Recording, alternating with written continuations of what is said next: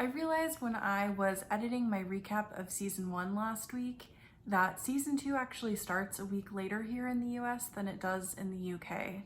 Unfortunately, this means that all of my videos this season are going to be a week behind for all of you folks in the UK, and for that I apologize. Unfortunately, that's something that is very much outside of my control. So just want to give you a heads up. I also realized as I was editing my recap of season 1 that I was continually having to scrap some of my favorite scenes because they weren't super relevant to the plot. And that gave me an idea. What if I made a video about all of my favorite, least important, most delicious, weirdest, most what the fuck moments of His Dark Materials season 1? So that is what this video is. When I was making a list of these scenes for myself, just so I could organize this video a bit, I realized that all of these scenes are not in the book at all, or if they are, they're things that we kind of learn about in passing. They're not things that we learn about or see in detail as the reader. To me, that almost suggests that His Dark Materials, the show, is best when it's doing its own thing, but I'm not quite sure about that, just some food for thought. So in some particular order, let's dive into these great, not important scenes. If you saw my video about episode 4, you may remember that Lin-Manuel Miranda was not my favorite choice for the character of Lee Scoresby. With that said, I did really love the scene between Lyra and Lee in the bar when Lyra is trying to hire both Lee and Yurik for the Egyptians. She comes into that scene with all the confidence in the world. They actually talk about how to bluff during a card game, and we see Lyra at her finest, in my opinion. This was really when we get to see her character shine. So much of her character in the book is about tricking her way through situations, using deceit to get what she wants. She is a natural storyteller. She is a liar. She lies with the best of them, and she's a great manipulator of the adults around her. So it was really a delight to see one trickster meet another trickster and watch the two of them kind of navigate each other's trickiness. I love that Lyra is constantly stealing Lee's bacon throughout this scene, and he has no idea. I also love Lee's demon, Hester. She is quiet and taciturn, which is who we understand Lee to be in the book. One of the things that I really value about Philip Pullman as a writer is that he's very gentle in getting his moral message across to his reader. He really designs his books in a way that invites you to make your own judgments and decisions about characters and situations, and he may guide you here and there, but I think the point of his work is that you have to decide for yourself what is wrong and what is right, and you may have to update that decision later on as you learn more. One of my favorite discussions of morality this season has been in the episode that takes place in Bolvangar when we see the two main doctors, Dr. Cooper and her younger associate, discuss the ethical implications of their project together. The younger associate is definitely a bit less sure of what they're doing. He asks Dr. Cooper if what they're doing is right, and she says, "This is just pain we're causing." And he asks, "How many more children have to die before we get it right?" She says, "We are doing what is necessary." It really begs the question of, what are the lines? What are we willing to risk to learn more? And should we as a society care about those things? Are the means always justified by the ends? You know, these are really big questions. One tiny conversation between two scientists is certainly not going to resolve anything, but I really loved how the show addressed this question very subtly and I thought very skillfully. I absolutely adored in episode 8 when Roger and Lyra are at Azriel's lab and Roger wants to talk to Lyra while she's taking a bath. Lyra says that he can come in, but he can't look, so he offers to walk in backwards. And not only does he walk in backwards, but his demon does as well. And I just thought it was so cute. I laughed. It was one of the few times I laughed while watching this episode. It was such a sweet scene of friendship between them. They take a moment to talk about the fact that they have grown together so much, and one of the things that Roger has always treasured about Lyra is that they were both orphans, or at least they thought they were, and he really valued her friendship because of that mutual understanding.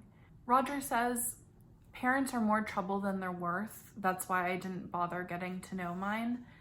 And we can see just how much pain poor little Roger has been through. There's definitely some loneliness, some attachment issues happening for him. And maybe that's why his friendship with Lyra has been so strong. She's been the constant. She's followed him all this way, and they really have this unbreakable bond. They really understand each other, and they're each other's families at this point, which of course makes what happens next even more heartbreaking. Some of my favorite scenes in his Dark Materials take place between Mrs. Coulter and Father MacPhail. All of their conversations are always extremely aggressive, very charged, and somehow incredibly sexually tense, considering that Father MacPhail is a priest. Ruth Wilson is so skilled as an actress when it comes to Mrs. Coulter. She is so good at being creepy, at being hungry, at being thirsty. One of my particularly favorite interactions between these two is at her apartment when Father MacPhail has come to tell her that she needs to rein herself in. They enter her study, they're having a conversation, and when Mrs. Coulter is stuffing a key into her bra, which is bizarre and also hilarious, she asks Father MacPhail if she can get him some tea. He says, "No, I don't drink tea." And for some reason, she says, "Of course you don't, because he's a priest, of course he can't allow himself to enjoy some of the smaller pleasures in life." She says, "Can I fetch you some water in that case?" And he says, "No, I'm not thirsty." And the way he says it is just so dead on. It is hilarious. It really places his boundaries in clear view and lets us know that he will not be tempted by Mrs. Coulter's wiles and shenanigans as much as she is trying to seduce him in some way. There's so much push and pull between these two. I love seeing them on screen together. And then, of course, we have Mrs. Coulter's best and most unstable hits. She is such a creature of violence. I found myself listing all of these very specific moments when she exerts that violence, and we see truly how much of a psychopath she is. So just a small collection of Mrs. Coulter being the weirdest person. Number 1, Mrs. Coulter slap fighting with Benjamin de Ruyter. This is when he and Tony Costa break into Mrs. Coulter's apartment, not knowing that she's actually there, that she's armed, she's dangerous, and she has no compunctions about severely injuring anyone. She at some point gets on top of Benjamin and she is just like slapping the hell out of him.